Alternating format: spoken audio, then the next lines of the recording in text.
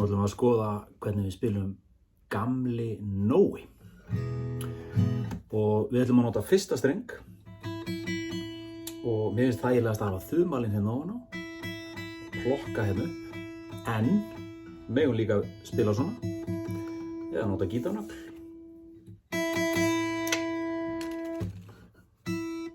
Ef við erum með þumalinn hérna ofan á sjötta streng, 1, 2, 3, 4, 5 og 6, þá er þægilegt að plokka hérna með fyrsta fingri eða öðrum fingri. Þannig að nú ætlum ég að spila fyrir ykkur melódíun í Gamla Nói og þú ætlar að æfa þig með. Við erum að horfa á fjórða band. Fyrst er opinn strengur, 1, 2, 3 og svo fjórða band. Svo fyrir við annað band og fimmta og fjórða, annað og fjórða band á streng nr. 2 og svo opinn fyrsti strengur. Og til að byrja með erum við að nota bara einn putta meðan við erum að átta okkur á því hvar melódían kemur á böndin hérna hjá okkur.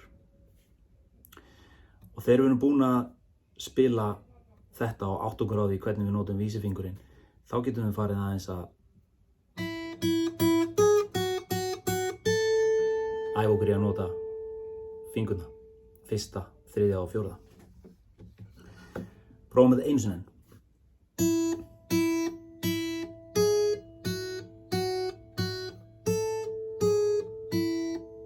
Og fjórða band á streng 2 og opinn fyrsti strengur.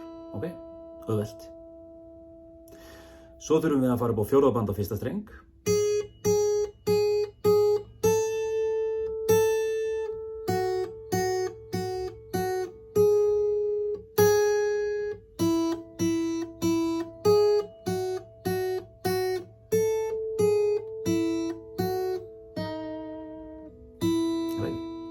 Auðvelt. Þegar þið eru búin að æfa þetta með einu fingri, þá getið þið farið að skoða hvort það sé ekki þægilegt að spila 0, opinn strengum minni og fjórða band á fyrsta streng, annað band á fyrsta streng og fimmta band.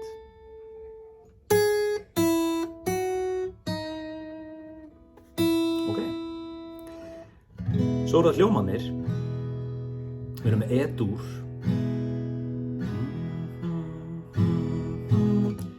Og svo B7.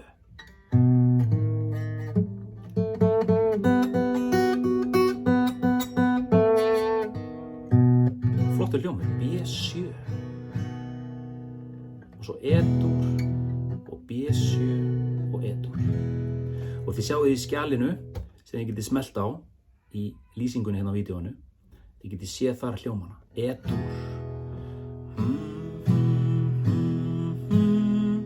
Og svo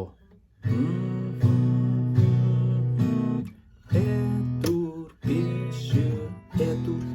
Og þið sjáið hvað er auðvelt að færa puttana á milli ef við notum löngu töngin okkar. Fingur nr. 2, 1, 2, 3, 4. Fingur nr. 2. Við höldum honum alltaf á sama stað.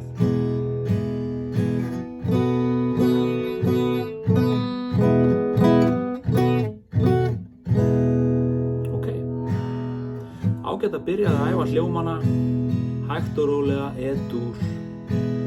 Þegar þú treystir þig til þess að breyta yfir í B7, þá gerum við svona. Er það ekki? Auðvelt. Gangið vel með þetta.